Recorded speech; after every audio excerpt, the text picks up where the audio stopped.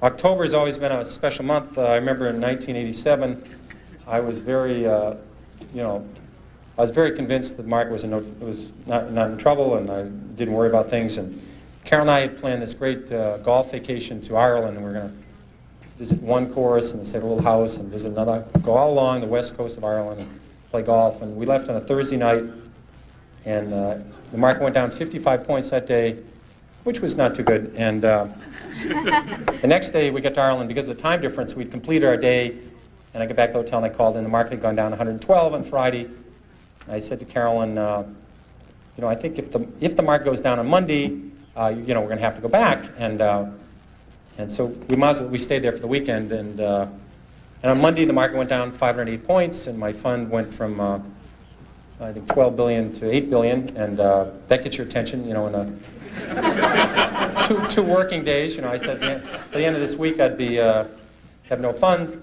Now there wasn't a lot I could do. I mean, here I was on Monday, because the market didn't open.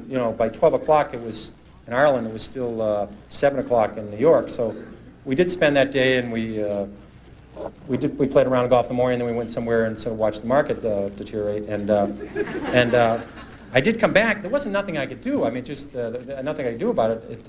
But I think my shareholders, if they called up and they said, "Well, what's Lynch doing?" They say, "Well, he's on the 6th hole, and he's he's even par up to now, but he's in a trap. This could be, this could be a triple bogey here. This could be a big inning." And I don't think that's exactly what they want to hear. As though I could do something about this damn thing. So I came back home and suffered with everybody else, and fortunately I was very consistent. The market went down when I ran Magellan.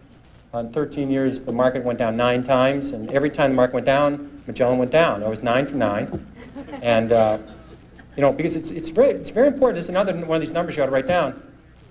If you put $1,000 in a stock, all you can lose is 1,000.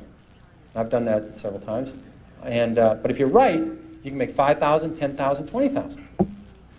So this business, you don't have to be right 1 out of 2 times. You can be right 1 out of 4. As long as the times you're right, the company's doing well, they're doing a great job, and you add to it, or at least you don't sell it, which is a terrible tragedy. So you can make more money on the upside. So I just wrote those out, and I will now flip a coin to tell you where the market will go to 4,000 this year or next year.